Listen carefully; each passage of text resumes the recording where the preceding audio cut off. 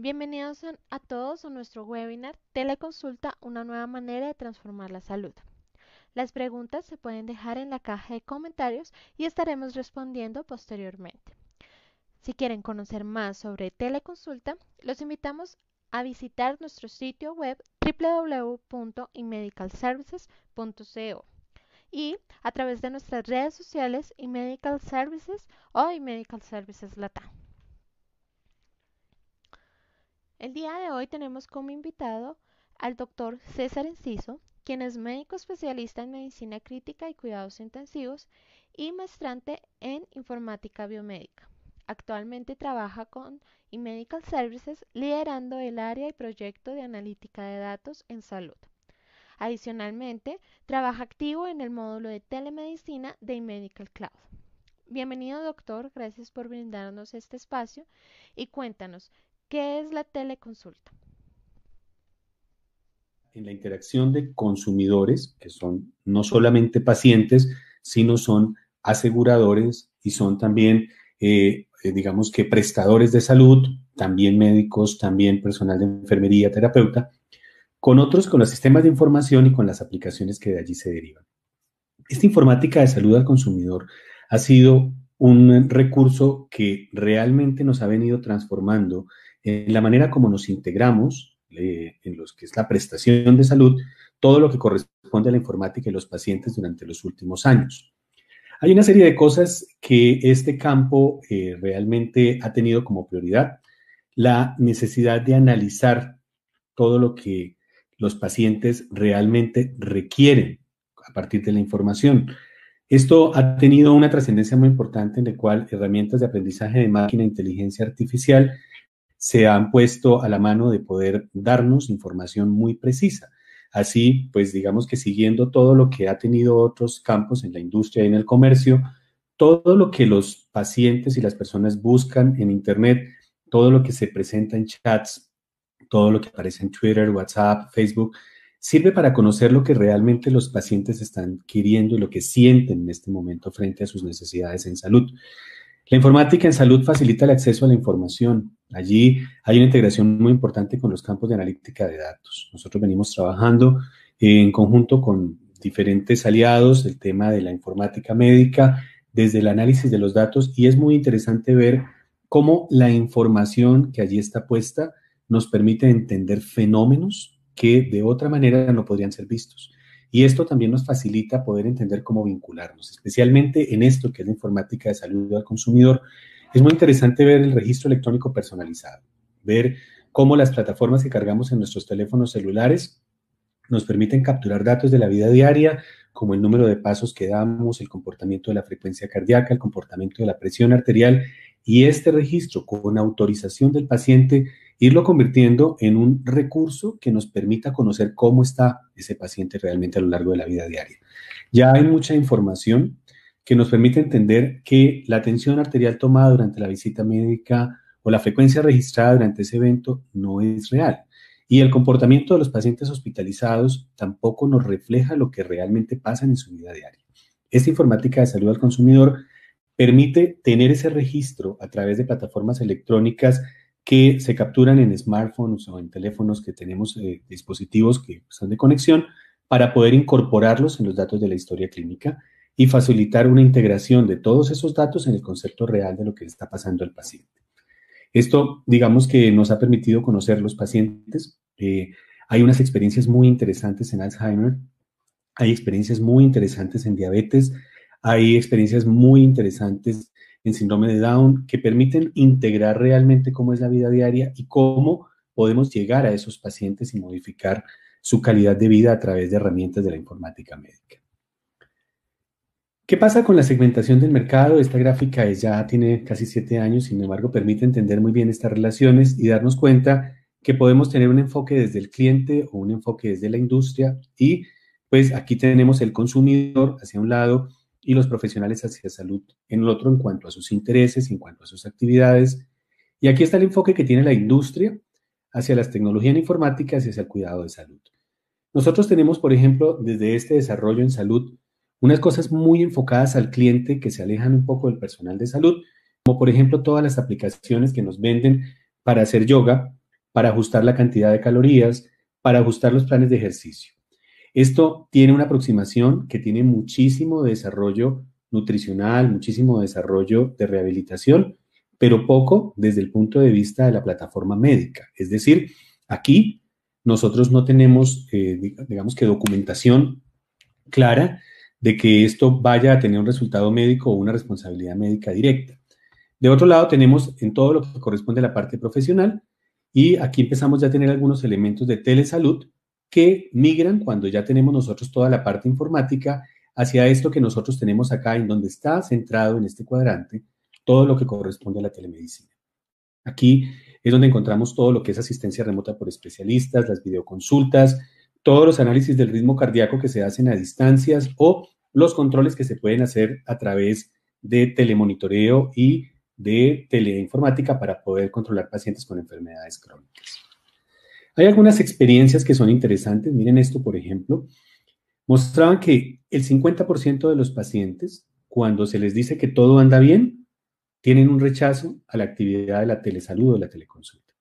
Nosotros hemos encontrado que es muy importante en esto tener en cuenta que hay necesidad de migrar a una forma diferente de tener la consulta con los pacientes, de tener la atención de los pacientes, porque todo esto de la informática que tiene una gran cantidad de experiencia acumulada ya nos muestra cosas como estas.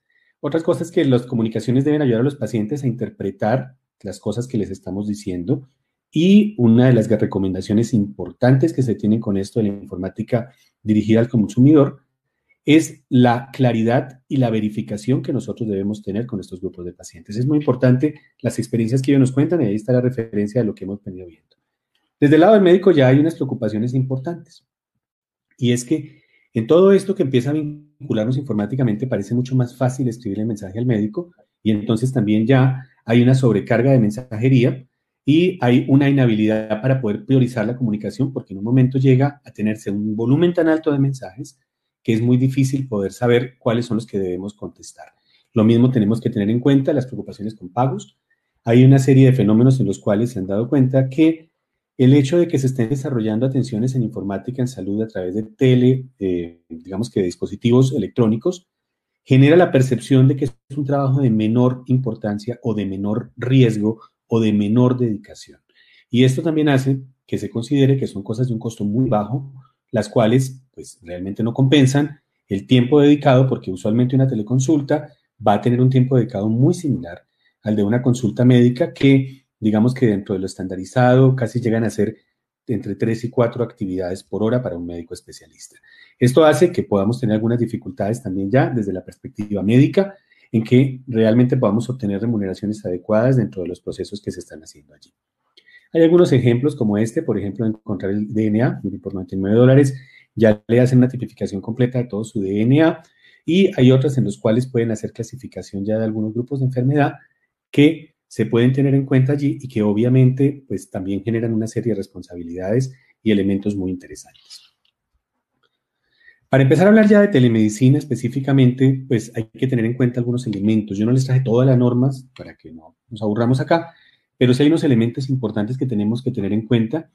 Esta resolución 2654 del año pasado, que enmarca específicamente las disposiciones de salud y los parámetros para la práctica de la telemedicina en el país. Hemos tenido que echar mano de esto para poder obtener algunas definiciones importantes y en telesalud, con esta definición que nosotros traemos acá, nosotros incluimos la telemedicina y la teleeducación. De telesalud hemos venido extrayendo unas modalidades de prestación que son interesantes, que es la teleorientación y el teleapoyo. Esto es importante tenerlo claro porque cuando nosotros hacemos teleorientación, nosotros estamos hablando de la relación que puede existir entre un profesional de salud, que puede no ser un médico, o puede ser un médico, a un paciente directamente. Esta teleorientación tiene la característica de recomendación, de sugerencia, de seguimiento, pero no de prescripción de medicamentos.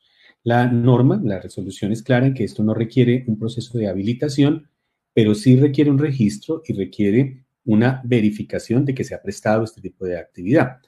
Aquí en teleorientación tenemos nosotros la mayor cantidad de actividades en el día porque muchos de los pacientes, sobre todo ahorita, están buscando la ayuda para poder entender lo que les está pasando, entender cuándo se pueden encontrar en riesgo o cómo pueden comportarse ante algunas prácticas sociales. Lo que más hemos tenido allí ha estado en relación con pacientes que se acercan a saber si se deben aislar de su familia cuando tienen gripa, si los pacientes deben permanecer aislados durante todo el tiempo de una infección respiratoria, así la prueba sea negativa, si los niños pueden convivir con los pacientes adultos cuando los niños están enfermos, la forma como se debe manejar la loza de la casa en la comida, etc.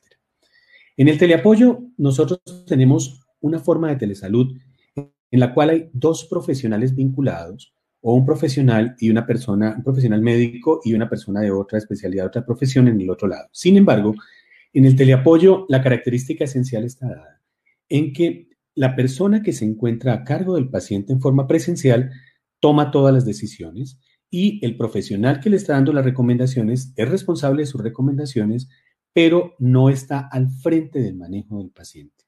El teleapoyo es la llamada a un amigo.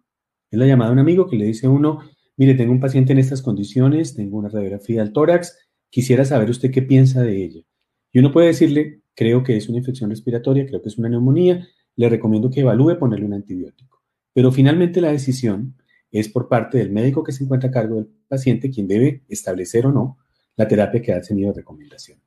De otro lado, viene telemedicina y encontramos los conceptos de teleexperticia. El concepto de teleexperticia hace referencia también a la vinculación de dos profesionales médicos. Hay una que está en relación con médico a médico y otra de un médico a un profesional técnico o tecnólogo. En este caso, la diferencia fundamental está en que el profesional que se encuentra a cargo del paciente definitivamente es el profesional que está dando la recomendación. La teleexperticia requiere habilitación, requiere registro en la historia clínica y es importante tener en cuenta que debe quedar en la historia clínica registrado el evento, tanto en la historia de la institución que se define como remisor, como la institución que se define como referencia, es decir, la institución que está solicitando el concepto, remisor, y la institución que lo está prestando, institución de referencia. Debe haber una anotación de la historia clínica con claridad en relación con todo lo que se documentó de la solicitud, con los elementos que se evaluaron y con las recomendaciones. Aquí la responsabilidad es mucho más compartida y está a cargo la decisión de parte del profesional que ha dado la recomendación. De otro lado, pues ya encontramos la telemedicina interactiva y no interactiva. Nosotros en esto ya estamos hablando de teleconsulta, estamos hablando de una vinculación de médico a paciente, de un usuario, en el cual nosotros vamos a tener una consulta en tiempo real, en el cual es muy importante la interacción gráfica. En este momento, como vamos a ver más adelante, hay algunas normas que nos han permitido considerar la consulta telefónica, sobre todo de seguimiento, sobre todo de orientación, pero la evidencia sí nos muestra claramente la necesidad de vinculación en telemedicina interactiva en un elemento de video que nos permita ver el paciente. Es muy difícil tener, digamos que, claridad en relación con lo que le está pasando a un paciente sin examinarlo, sobre todo cuando estamos acostumbrados, porque venimos de esa tradición, a tener el paciente al frente, al verlo, respirar, tocarlo, poner un fonendoscopio y escuchar sus ruidos cardíacos, escuchar sus ruidos respiratorios. Sin embargo, ya se están desarrollando elementos de semiología médica en la pantalla de video, porque es una cosa que se está desarrollando en la telemedicina de una forma muy rápida y se requiere una transformación en lo que hacía el médico. Allí hay algunos elementos adicionales muy interesantes, por ejemplo, todo lo que hacen los smartwatch sin ningún interés comercial, pero los teléfonos de iOS, los teléfonos de Garmin, los relojes, perdón, de iOS, los relojes de Garmin y los Polar tienen unas interfaces gráficas muy interesantes que nos pueden permitir reconstruir en el momento de la actividad cifras aproximadas de presión arterial, frecuencia cardíaca y comportamiento del ritmo. Adicionalmente a eso, si tenemos ya dispositivos de las últimas series, ya encontramos que se aparecen como dispositivos médicos, los cuales pueden ser vinculados a las plataformas de la consulta para poder traer los datos informativos, no solamente del evento, sino ese holter de frecuencia cardíaca o de presión arterial que nos representa un seguimiento de 24 horas. La telemedicina interactiva ha tenido en este momento en la evidencia una muy buena caracterización en la detección de eventos críticos. Y ahorita, como van a ver, en la pandemia de COVID-19 hemos tenido evidencia de España, de Estados Unidos y de Wuhan, por supuesto, que mostraron la facilidad que tuvieron en tener acceso a grupos vulnerables de pacientes con este tipo de telemedicina. La telemedicina no interactiva es una cosa en la cual ya nosotros no tenemos en tiempo real el vínculo con el paciente. Y allí hay mucho de inteligencia artificial, porque significa el paciente que llama y puede entrar con un chatbot y en ese chatbot poder determinar condiciones especiales de riesgo que lo hagan referir a un profesional de salud o que lo pongan en una consulta de espera para que él pueda dejar algunas características, pruebas o elementos que luego el profesional evalúe y luego pueda tener una conexión con este paciente para poder dar las recomendaciones. Definitivamente, ahorita ambas se pueden habilitar y ambas se pueden desarrollar. Sin embargo, la evidencia nos soporta mucho más el resultado favorable de la telemedicina interactiva. Todavía necesitamos el contacto con el médico, afortunadamente, para poder acercarnos y poder entender lo que está pasando y resolver sus condiciones. Otra norma que no nos podemos desconocer, para quienes vayan a desarrollar esto, es la 3100, la resolución de habilitación actual, que yo no traje toda la resolución ni tampoco sus objetivos. Hay muchas cosas que ellos ponen allí, como describir algunos elementos técnicos que eran bizarros en la anterior, aclarar conceptos que podían haber sido estimados como divergentes, delimitar algunas actividades de habilitación en áreas específicas de la rehabilitación y los servicios ambulatorios, los servicios extramurales y los servicios de telemedicina. Aquí están las definiciones de los dos tipos de institución, el prestador que es remisor, el prestador que es de referencia, y aquí podemos encontrar algunas características de la historia clínica y de los elementos de soporte que se deben tener en cuenta. Nosotros hemos venido teniendo en cuenta que para el desarrollo de esto, pues es necesario tener una, digamos que una caracterización específica de la historia clínica, la cual debe migrar a un proceso de telemedicina, a un proceso de telesalud, si se va a hacer orientación. Debe tener una persona que haga la misma custodia de la historia clínica con el mismo tiempo de garantía que se tiene para la historia clínica electrónica y para la historia clínica que se tenía previamente impresa.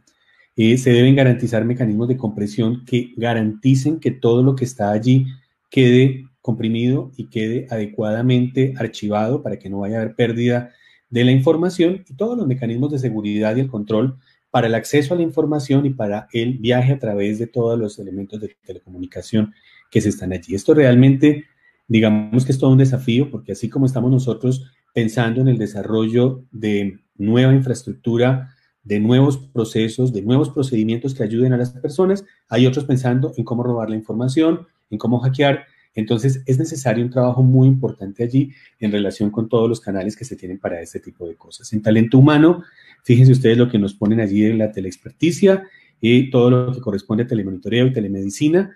Realmente, pues tenemos que habilitar profesionales, habilitar especialistas que cumplan con las características. No nos están exigiendo personas en informática que sepan manejar esto, nos están exigiendo que tengamos lo que vamos a habilitar entre médicos, enfermeros, profesionales y especialistas para el desarrollo de cada una de las actividades que se propongan desde este punto de vista.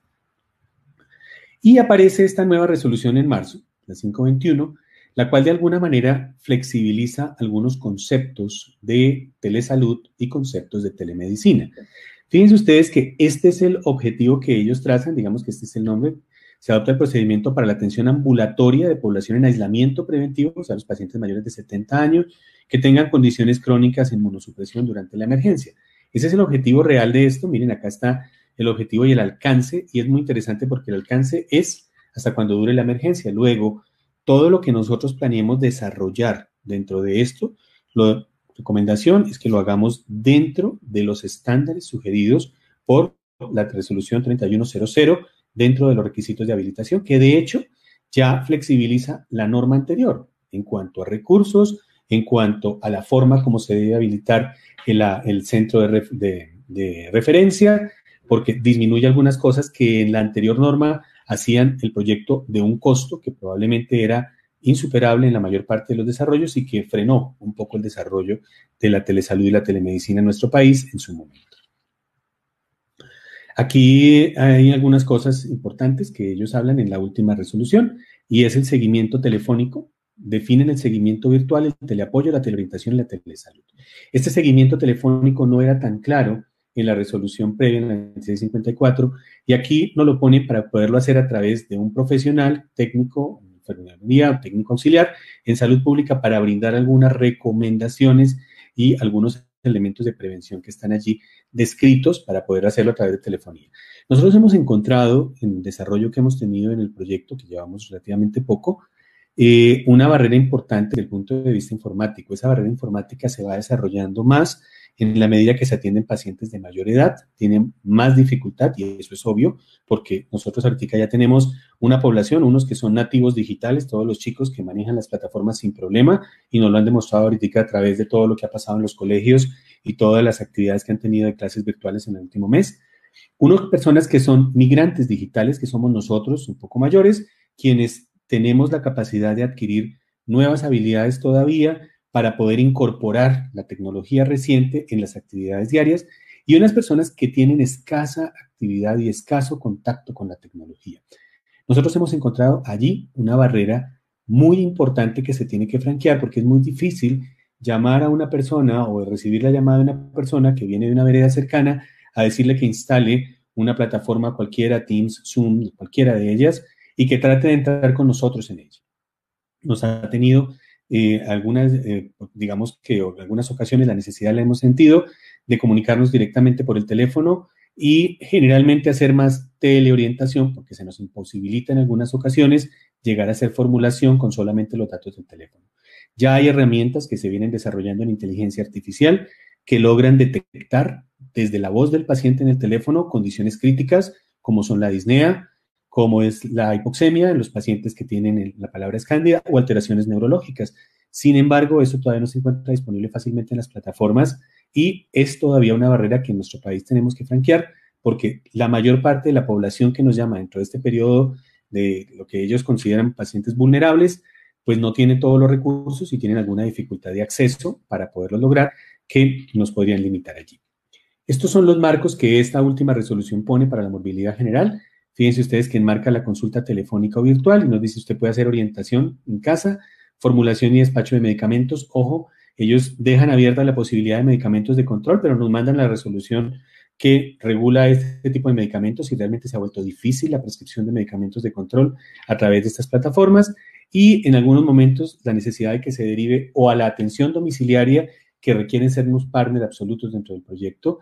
Nosotros necesitamos tener claridad que cuando tenemos pacientes quienes tienen condiciones especiales que deben ser detectadas en esta teleconsulta, deben ser derivados rápidamente a la atención domiciliaria o ser derivados rápidamente a la atención de emergencias, bien sea enviando la ambulancia o bien sea tratando de que se trasladen a un centro hospitalario de la manera más rápida.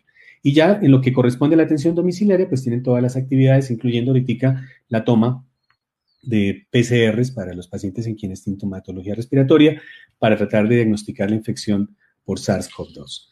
Hay algunas otras cosas que lo que sucede en pacientes que tienen patologías bajo control, lo que podemos hacer si tienen controles en el último trimestre o si no tienen control en el último trimestre para poder establecer la necesidad de despachos de medicamentos o solamente el seguimiento telefónico. Esto ha tenido buena acogida en pacientes respiratorios que requieren inhaladores en forma periódica, hipertensos, en diabetes un poco más difícil. Un poco más difícil porque el ajuste de las insulinas, especialmente de las insulinas recombinantes, requiere de todas maneras de unos protocolos que nos faciliten entenderlo y de un control glucométrico estrecho, pero además requieren de la verdad en cuanto a la dieta. Entonces, establecer elementos de ganancia de peso, modificación de la grasa corporal, cambios en el ritmo cardíaco, cambios en el ojo, pues hacen que esto sea más difícil. Hay buenas experiencias, hay incluso algunas experiencias en los Estados Unidos que antes de la pandemia mostraban mejores resultados de adherencia a tratamiento a través de consultas orientadas por grupos de enfermería especializados en el control de los pacientes que del mismo diabetólogo, porque facilitaban el contacto. Y esta facilidad del contacto hace que el paciente llame más veces y tenga uno la posibilidad de tener un mejor ajuste más cercano, que cuando van donde el especialista, que lo ve cada 3 meses y hace el ajuste del medicamento y espera que en los 3 meses siguientes todo se lleve como él lo indicó. Unas recomendaciones finales que hemos encontrado, que es más de la experiencia, digamos que esto era un abrebocas, era una cosa introductoria, nos solicitaron que no profundizáramos por el tiempo, Les podemos contar que esto definitivamente es un trabajo de equipo y es necesario que cuando uno está considerando el desarrollo de un proyecto de telemedicina, entienda que no es tan sencillo como simplemente poner un teleconsultorio, un computador y un médico que conteste. Necesita integrar un grupo de profesionales que tengan un amplio desarrollo en la parte de informática médica en la historia clínica. El registro de historia clínica electrónica requiere modificaciones para la teleconsulta. No puede ser el mismo registro de historia clínica electrónica que utilizamos para el paciente hospitalizado o para la consulta de urgencias. Hay información redundante, hay información imposible, campos que tenemos que dejar en blanco o que tenemos que chulear con información que no es cierta, y esto de entrada nos lleva a una pérdida de adherencia por los pacientes porque inmediatamente se pierde la credibilidad. Tenemos profesionales que no van a lograr ese registro porque definitivamente se sienten agobiados con datos que no pueden obtener y también condiciones de la historia clínica que no se pueden cumplir, por lo cual se requiere definitivamente un equipo dedicado a esto. Se requiere un equipo de comunicaciones porque es necesario entrenar a la gente en la manera de hablar por estas plataformas. Existe ya toda una forma de cómo hacer liderazgo, cómo hacer educación, cómo hacer consulta por plataformas electrónicas. No es fácil cuando tenemos que estar hablando a una pantalla durante un tiempo sin saber quién está ahí atrás, o qué está haciendo, o qué está pensando, o qué está diciendo. Es necesario que tengamos una modificación del lenguaje, una modificación en lo gráfico, y esto nos exige profesionales de comunicaciones allí que nos ayuden a encontrar nuevas maneras de podernos comunicar allí. Necesitamos profesional técnico, necesitamos especialistas en diferentes áreas de la informática. Aquí no es solamente en la conexión, es en el registro médico electrónico, es en analítica de datos, es en inteligencia artificial y es necesario que se empiecen a construir grupos de personas que sepan de inteligencia artificial, aprendizaje de máquina y analítica exclusivamente enfocados en la salud. Hemos tenido la oportunidad de trabajar con muchísimos grupos de ingenieros muy prestantes que tienen grandes desarrollos pero que no tienen conceptos de salud. Y aquí obviamente se requiere de una intervención especial que nos permita comprender los problemas y poder recuperar los datos. La construcción de un equipo es nuestra primera recomendación. Nosotros hemos venido construyéndolo en los últimos años y son equipos que son tremendamente grandes porque necesitamos gente de muchas cosas y cosas muy especiales, al menos mientras vamos cogiendo la suficiente formación para poder hacerlo cada día mejor. La plataforma informática es definitivamente un elemento fundamental. La plataforma informática debe ser una plataforma liviana, esto es solamente un ejemplo, para entender que debe ser una plataforma que tenga un marco específico para la comunicación. Y en esto los vínculos a las plataformas de video se vuelven absolutamente imprescindibles. La mayor parte de plataformas que usamos en la comunicación educativa tienen unas características que no cumplen para lo que nosotros estamos haciendo. Hay que recordar lo que pasó con Zoom recientemente, en que tuvimos grabación de datos que después pudieron ser perdidos por algunas razones, y esto nos puede poner en riesgo frente a los prestadores y frente a los pacientes. Hay algunas plataformas más seguras, las cuales permiten una caracterización mejor del dato, no guardan registro y eso lo garantizan dentro de sus plataformas, sino simplemente es una comunicación punto a punto. Usted puede guardar dentro de la historia clínica y con permiso del paciente lo que está sucediendo allí y tienen una, digamos, carga de datos más pequeña para que la comunicación sea más fluida. Una de las características principales en las cuales se pierde la adherencia es cuando la plataforma se empieza a quedar colgada y usted queda congelado o se desconecta y requiere volver a tener una conexión. Esto hace que sea muy importante que sus informáticos se sienten de forma clara y definan cuál es la mejor herramienta para lo que usted está desarrollando. Que se acople rápidamente, que le permita la multiventana y que tenga conexiones para dispositivos. Esto definitivamente es ganador cuando usted tiene la conexión a dispositivos como los smartwatch, glucómetros, electrocardiógrafos de casa, toma de tensión de casa, elementos nuevos que permiten el registro del sueño durante las plataformas que se utilizan para CPAP o BiPAP. Todo esto integrado a la historia clínica le va a facilitar muchísimo la vida y obviamente muchísimo el desarrollo de lo que usted esté haciendo. Y en el proceso les traje esto que está en British Medical Journal, que es específicamente para COVID-19. Hay que definir un guión y ese guión hay que entregárselo a las personas que están en el primer punto de contacto, porque hay que enseñarles a saludar, hay que enseñarles a tratar con el paciente que no nos saluda, con la persona que está bravo y nos quiere matar porque no le han dado una autorización, con la persona que nos está pidiendo algo que no le podemos dar, pero tenemos que tratar su angustia, o con la persona que tenemos que remitir para un servicio de urgencias para hacerle entender que por más miedo que tenga, es necesario tenerlo. Ahí hay que desarrollar un guión. Hay que desarrollar un guión porque no lo podemos dejar sujeto a la comunicación, digamos que libre, de una persona, sino que deben ser personas que tengan habilidades especiales de comunicación. Igual que los ponemos en el front cuando tenemos nosotros una institución y queremos que la persona que está en recepción nos ayude a atender a la gente y a orientar a las personas. Hay que definir con ellos cómo salir de un problema. Hemos tenido varias que hacemos cuando estamos hablando de adultos y nos llega un recién nacido que nos dice, mire, es que mi hijo está muy grave, está aquí enfermo, y uno no le puede decir, no, mire, esto no es aquí, esto es solo de adultos, hasta luego, chao. Ese punto es necesario tratarlo porque hay que tener claro cómo salir del problema y cómo establecer condiciones críticas que nos permitan a nosotros migrar a un siguiente paso. Siempre tener a mano la llamada de un amigo, eso es fundamental, saber exactamente cuál es el canal de comunicación y qué pasa si el primer respondiente no está, no le entró el mensaje por el chat, no le entró la llamada por el celular, se le apagó el teléfono y necesitamos una segunda persona. Esto en la telemedicina, especialmente en teleorientación, es fundamental para ganar credibilidad con los usuarios. Cuando nosotros tenemos plataformas en las cuales no se logra tener esta comunicación, inmediatamente las personas pierden la credibilidad y pierden la comunicación. Lo mismo que la puntualidad. Si dijimos que la teleconsulta era a las 2:30 de la tarde, debemos estar comunicados en el video unos minuticos antes para que ellos puedan arrancar en la consulta. En esto hemos tenido, digamos que la experiencia interesante de lo que sucede cuando no llegan a la consulta las personas. La primera vez, si nosotros nos tardamos en comunicarnos, no vuelven. No vuelven, a pesar de que ellos hubieran podido llegar tarde una vez, no vuelven si nosotros llegamos tarde. Entonces es muy importante tener siempre esto acá. Hay que informar todo y asegurar que en la conversación todo se comprendió. Nosotros tenemos que hacer, digamos que algunas dinámicas de eco, en lo cual le decimos, debe tomarse el losartán a las 8 de la mañana y a las 8 de la noche. Discúlpeme, ¿a qué horas le recomiendo tomarse el losartán? Porque muchas veces tenemos que garantizar que hayan escuchado, que hayan entendido y que a pesar de que la fórmula médica va a viajar a su correo, tenga la posibilidad de tener un conocimiento claro y una grabación en el video de que se explicó lo que estaba sucediendo con el medicamento. Hemos sido tímidos con anticoagulantes. Nos parece riesgoso el ajuste de drogas como warfarina. Ahí probablemente los anticoagulantes de inhibición directa de la trombina parezcan tener algunas facilidades a pesar de los riesgos que también han sido descritos, pero lo están trabajando en eso. Y tener mucho cuidado con los términos médicos.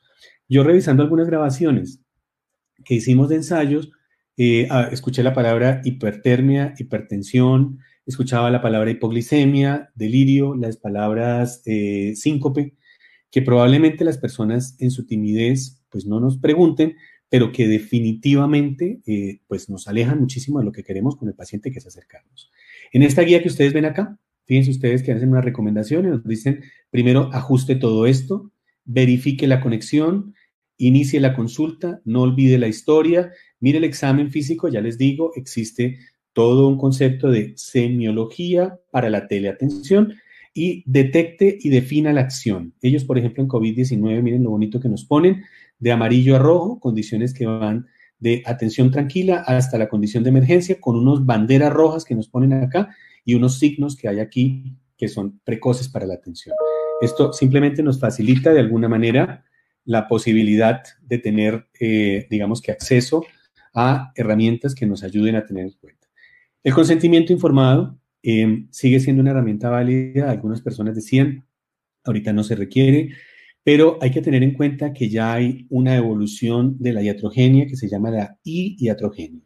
Ya hay descripciones claras de que la informática médica, la analítica de datos, la inteligencia artificial no es inocua, que todo esto puede llevar a errores médicos que pueden llevar a desenlaces no deseados. Entonces es muy importante tener en cuenta que debemos tener una aprobación, un consentimiento, un permiso de nuestro usuario, de nuestro paciente, para poderlo atender.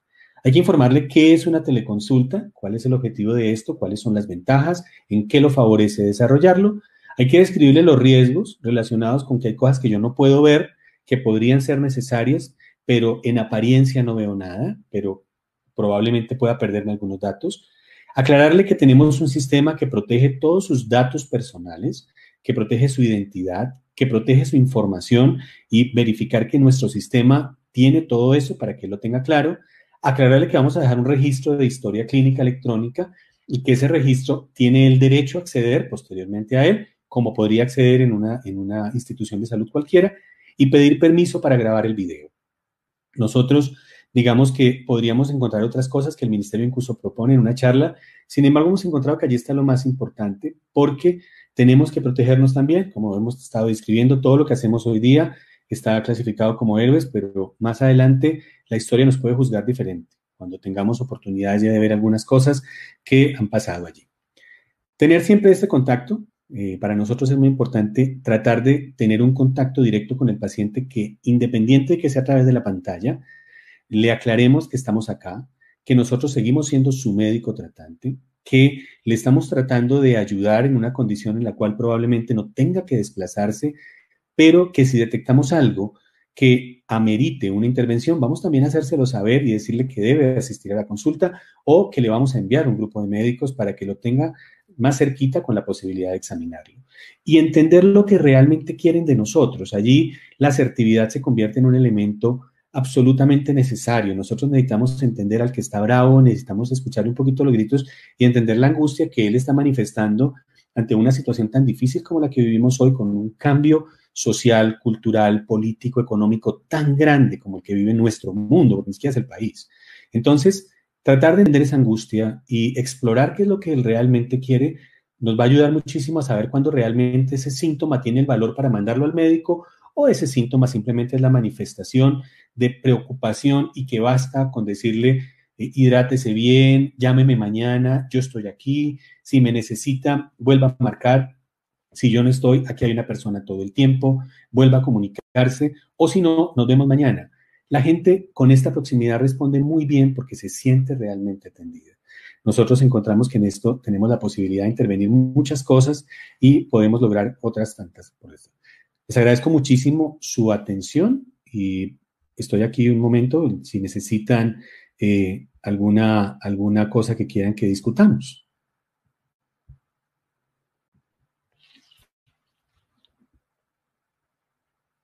No sé si tengan alguna pregunta para el Yo creo doctor que y vamos leyendo.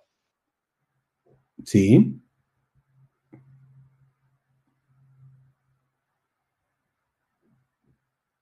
Bueno, yo pienso que todo esto, lo que estamos discutiendo acá, es parte de la resiliencia, ¿no? Estamos aprendiendo a transformarnos ante una situación que hoy pues nos obliga a pensar de una forma diferente, nos obliga a actuar de una forma diferente, nos obliga a tener que aprovechar todas las enseñanzas que tenemos previamente para desarrollar un nuevo modelo de atención. Y aquí, pues digamos que la conjugación con los grupos de informática se vuelve absolutamente necesario, y probablemente lo que va a surgir de todo esto sea muy interesante en la transformación de los seres humanos. Bueno, hay algunas cosas que ya son, digamos, que la historia clínica, que creo que tienen que discutirlas con las personas. Digamos que las historias clínicas electrónicas, pues mi charla estaba más enfocada obviamente al tema médico, pero seguramente le podrían contar si existen interacciones que se hacen hacia los dispositivos. Hay algunas interfaces para captura de datos relacionados con dispositivos médicos, y otros para incorporación de datos por parte del paciente. Me preguntan, además, ¿tiene opciones para registro de datos, tensión arterial, glucosa, tiroides, envío de fotografías y tener un registro de historial de laboratorios? Entonces yo le contesto: el registro de historia clínica guarda todo el historial de laboratorios que se tiene, porque es una recomendación de ley. Nosotros podemos tener el seguimiento y el registro de cada dato que incorporamos allá. Se pueden enviar fotografías, la calidad, las plataformas que se han desarrollado lo permiten. Realmente las fotografías de alta definición solamente son un requisito en la teleconsulta de dermatología, en telepatología, en radiología. Nosotros tenemos, digamos que en este momento, un desarrollo que hemos venido trabajando hacia imágenes médicas de radiología convencional, tomografía y resonancia. Esto ya se puede incorporar en la historia clínica. Los demás registros se pueden incorporar y se están trabajando con las interfaces a dispositivos. Digamos que en esto, les soy sincero, hay una mayor conectividad y mayor interoperabilidad con dispositivos iOS, porque han venido de la tradición de lo que viene con smartwatch, del iWatch. Hay más facilidad, hay más oportunidades de desarrollo y más facilidad, a pesar de que ya también lo hay en Android, y es mucho más frecuente el número de personas que tienen Android, pero hay mayor facilidad de desarrollo en lo que es iOS para eso. La parte de odontología también ya tienen, en la nueva resolución, tienen un campo específico para teleodontología, porque hay muchísimas cosas que se pueden resolver en el primer nivel antes de la realización del procedimiento. Todavía la odontología sigue siendo muy procedimental, sin embargo hay algunas cosas de promoción y de prevención que facilitan muchísimo la conexión, y ya la nueva resolución tiene una parte específica y un algoritmo que la puede encontrar en la resolución final que yo le mandé de marzo de 2020. Doctor, tenemos una pregunta por YouTube de Andrés Felipe Salazar. Nos pregunta que cuál es el tiempo de implementación. Perdone, ¿cuál es el tiempo? De implementación en cuanto a la teleconsulta. No, digamos que eso depende. Si son personas que son usuarios ya de Medical, seguramente es solamente una extensión de la historia clínica, no tiene ningún problema. Si no lo tienen y solamente van a implementar la teleconsulta, yo creo que en el transcurso de 10 días desarrollan un plan, porque ya tenemos como todos los planes. Lo importante es saber si las personas que están en ese prestador tienen interés de poner algunas personas de su gente en el front para poderles enseñar y poderles desarrollar las habilidades que necesitan dentro de los algoritmos que hemos venido trabajando de implementación. Bueno, Sonia Celis nos pregunta que si es legal el envío de la historia clínica al final de la consulta. Nosotros no lo enviamos al final de la consulta. Esperamos que haya una solicitud a través de la historia clínica que nos pide el paciente a través del correo electrónico, para que quede una verificación de la solicitud que viene del correo del paciente o de su apoderado, para poderle responder en eso, porque siempre queda el temor de a quién le podemos estar mandando el dato si lo mandamos a través de un chat o a través de una plataforma. Entonces, digamos que es legal que el paciente pueda solicitar su historia clínica. La historia clínica, los datos le pertenecen, es parte del registro electrónico personal, pero esperamos la solicitud a través del correo para responderle a través del correo con el documento que nosotros tenemos generado de la historia clínica con los datos que se obtuvieron en la teleconsulta.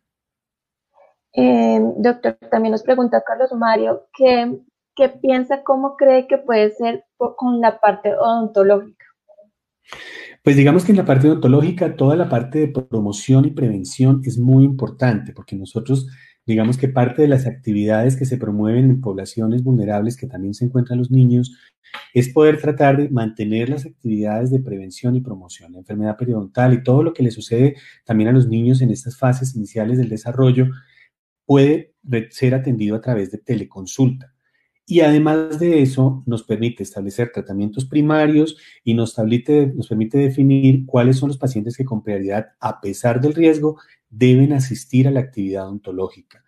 A mí me pareció muy interesante porque cuando yo vi la última resolución, no encontraba tampoco cómo odontología pudiera tener cabida en una actividad de telemedicina.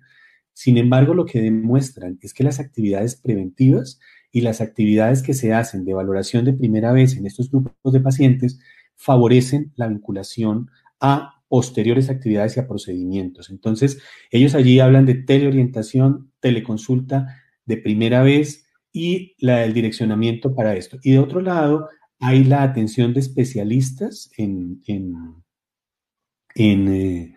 odontología que pueden ayudar con teleexperticia a odontólogos en áreas distantes. Entonces, así podemos nosotros ver la orientación que pueden tener en algunos procedimientos básicos el odontólogo general entrenado con un teleexperto al otro lado que le puede dar las recomendaciones necesarias. ¿Hay alguien más que tenga alguna duda? Todavía estamos. Bueno, la doctora, la señora Patricia Castillo nos dice, doctor, gracias, muy objetiva la charla. Es muy importante que construyamos para Colombia una tabla de costos. Como usted dijo, en nuestra experiencia no es más barata que la consulta presencial, como que algunos clientes. De acuerdo, de acuerdo. Lo que pasa es que cuando nosotros tenemos un profesional especializado en un área de medicina interna, en un área de endocrinología, de medicina paliativa, de medicina del dolor, es el mismo especialista que se sienta en su consultorio a hacer las consultas. La diferencia es que aquí no va a tener el contacto. Creo que incluso el tiempo que requiere para la atención supera el tiempo que requiere para la atención presencial, porque debe adquirir nuevas habilidades, porque debe adquirir nuevos, digamos que, elementos para poder garantizar que lo que está haciendo con su profesional, con su paciente, es seguro. Entonces, es un desarrollo que realmente no hace profesionales de una menor calidad o que tengan una menor actividad. Estamos totalmente de acuerdo, doctora. Doctor, por YouTube nos vuelven a preguntar, Andrés Felipe, ¿Cuál ha sido la experiencia en consulta en salud mental, psicólogos y psiquiatras? Existe en la normatividad reciente, en la última resolución también, un enfoque dirigido a la salud mental. En salud mental hay todo un campo porque va también desde lo que es las patologías de mayor frecuencia, entre las cuales la depresión, digamos que ha sido de gran interés en el desarrollo de herramientas. Conocí personalmente un desarrollo muy bonito en salud mental en los pacientes con riesgo de suicidio. Esta es una herramienta que aproximaba a los pacientes jóvenes a través de conversaciones informales en su jerga, lo que en ese momento era llegar a identificar los pacientes jóvenes con riesgo de suicidio. Porque hay una gran cantidad de personas que lo manifiestan de forma directa, pero tienen otros grupos de jóvenes que nunca lo han manifestado y llegan al suicidio. Entonces conocimos herramientas muy interesantes que aproximaban al paciente joven a esa consulta de salud mental. En otros escenarios, para las consultas de control de pacientes con patologías mentales diferentes, digamos que ya hablando de trastornos de psicosis, también existen evidencia de que se pueden desarrollar y se pueden ajustar algunos medicamentos o priorizar las atenciones en consulta, porque uno a veces lo que hace es solicitar la consulta del paciente en forma repetitiva, el paciente viene pero no requiere ajuste. Uno puede hacer un muy buen programa de salud mental cuando logra tener una evaluación de sus grupos de pacientes y poderlos incluir por prioridades en las atenciones que vienen. Así disminuye las atenciones innecesarias y acerca a los pacientes a una atención más próxima. En esto hay bastante desarrollo y hay muy buenas atenciones, muy buenas aplicaciones. Doctor, nos hace también otra pregunta el señor Sergio Riveros. Quisiera preguntar sobre la validez del consentimiento informado enviado por correo o de manera digital. Sí, la resolución es clara en lo que se requiere. La resolución 2654 dice, hay que definir lo que es firma digital y lo que es firma electrónica.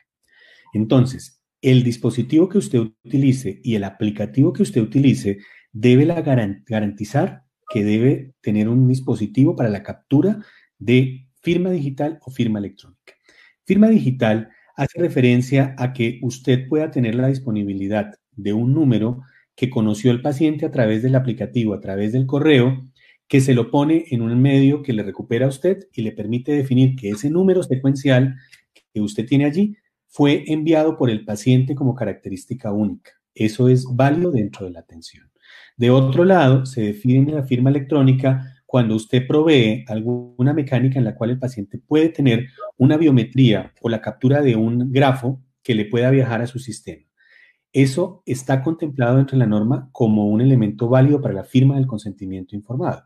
Lo que no se puede hacer, definitivamente, es preguntarle si está de acuerdo y que ese sea el consentimiento.